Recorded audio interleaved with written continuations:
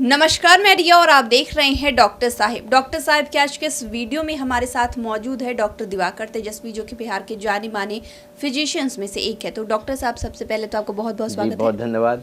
Doctor साहब, मौसम बदल रहा है, अब धीरे धीरे लोगों को ठंड महसूस होने लगी है। ऐसे में बात अगर तबीयत की करें तो कहीं ना कहीं हर घर में देखने को मरीजों की संख्या मिल ही रही है। सर्दी खांसी से लोग परेशान हैं, फीवर भी है। ऐसे में ये जो निदान इसका क्या है, कैसे इस बात का ख्याल रखें कि उन्हें भी ना हो? देखिए, अभी मौसम परिवर्तन जब होता है तो उसमें बहुत सारे वायरस भी एक्टिवेटेड होते हैं, जिसमें कि फ्लू वायरस भी एक है।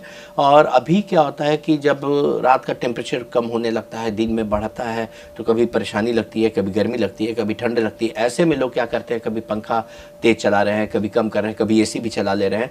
तो उस तरह के चेंज ऑफ वेदर में और साथ में जो फ्लू वायरस एक्टिवेटेड रहता है, तो उसमें सर्दी खांसी बुखार होने की संभावनाएं बढ़ जाती हैं। तो ऐसे में भी चाहिए लोगों को कि जो लोग बच्चे हैं, बुजुर्ग हैं, जो लोग किडनी के रोगी हैं या डायबिटिक हैं या कार्डियक रोगी हैं, उन लोगों को फ्लू का वैक्सीन जरूर लेकर के अपना बचाव रखना चाहिए, कि जिससे कि बहुत इंटेंसिटी के साथ उनको वायरस ना हो, इन्फ्लुएंजा ना हो। दूसरी चीज़ है कि खान पान में विशेष सावधानी रखनी चाहिए। ठंडा चीज़ अवॉइड करना चाहिए। बहुत चिल्ड जो फ्रिज का चीज़ है, उन सब चीज़ों को अभी नहीं लेनी चाहिए। सूप, जो गर्म सूप होते हैं, वेजिटेबल सूप होते हैं, उस तरह के सूप को लेने से शरीर में नमी भी रहती है, कमी, और जो विस्कोसिटी होती है, जो कफ उफ जमता है, वो भी पतला हो जाता है, आसानी से ड्रेन आउट हो जाता है, आसानी से उसको साइफन हो जाता है, और उससे आपको जो खांसी हो रही है उसमें बहुत आराम मिलती है, या फिर होने की संभावना भी कम हो जाती है, क्योंकि आपकी इम्यून सिस्टम भी स्ट्रांग हो जाती है। तो इस तरह से अपने छोटे बच्चों को, बुजुर्गों को, और विशेषकर रात में अगर थोड़ी हल्की गर्मी भी लगती है तो उसे सहना चाहिए, लेकिन एसी या फैन का उपयोग तेज से नहीं करना चाहिए। डॉक्टर साहब, जैसा कि अभी हम बात कर रहे हैं कि मौसम चेंज हो रहा है, घर में अभी दिवाली को लेकर साफ़ सफाइयाँ भी चल रही हैं, और ऐसे में इस पे भी ज़्यादा असर पड़ेगा। जो अस्थमा के मरीज़ हैं उनको के भी क्या करना चाहिए? जी, निश्चित तौर पे जो अस्थमा, सीओपीडी, जिन्हें डस्ट से, धूल से, विशेषकर पुराने धूल से एलर्जी है, उन्हें उस रूम में साफ़ सफाई में कतई नहीं जानी चाहिए जिस रूम में पुराने डस्टिंग हो रही है, पुराने डस्ट को साफ़ किया जा रहा है, क्योंकि उससे उनका जो डस्ट उड़ेगा, पुराना डस्ट, वो लंग्स में जाता है और बहुत विगरस लंग्स के सेल्स का कंस्ट्रिक्शन कराता है।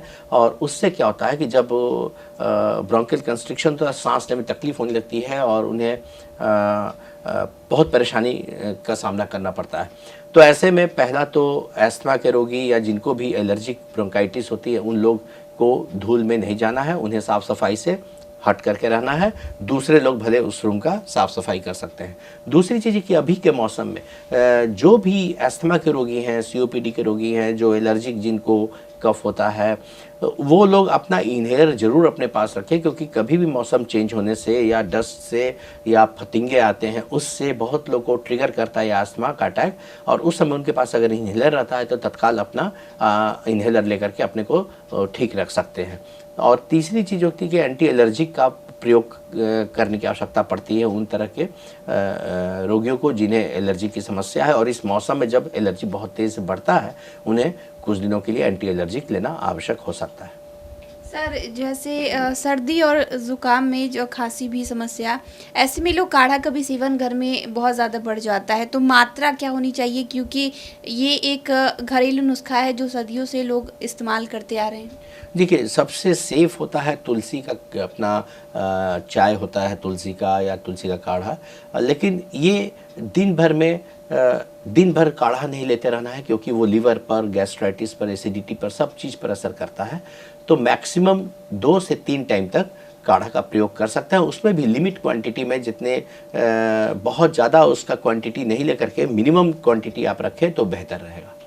तो शुक्रिया डॉक्टर साहब, जो आपने जानकारी दी है कि दिवाली की साफ़ सफाई में अस्थमा के मरीजों को क्या करना चाहिए। साथ ही आपने ये भी बताया कि मौसम जो बदल रहा है, तबीयत ख़राब हो रहे हैं, इसमें क्या करना चाहिए। उसके लिए बहुत बहुत शुक्रिया जी, बहुत धन्यवाद आपका। तो आप डॉक्टर दिवाकर तेजस्वी को सुन रहे थे, जिन्होंने पूरी जानकारी साझा की है कि अभी के मौसम में मौसम बदल रहा है तो हमें क्या करना चाहिए, दिवाली की साफ सफाइयाँ हो रही हैं तो उनमें अस्थमा के मरीजों को क्या करना चाहिए। तो फिलहाल के लिए इतना ही। चैनल को सब्सक्राइब कर ले, फेसबुक पेज को लाइक कर ले, साथ ही डॉक्टर साहब से आपके क्या सवाल है हमें कॉमेंट करिए, मेल के माध्यम से बता सकते हैं। वीडियो देखने के लिए आपका शुक्रिया।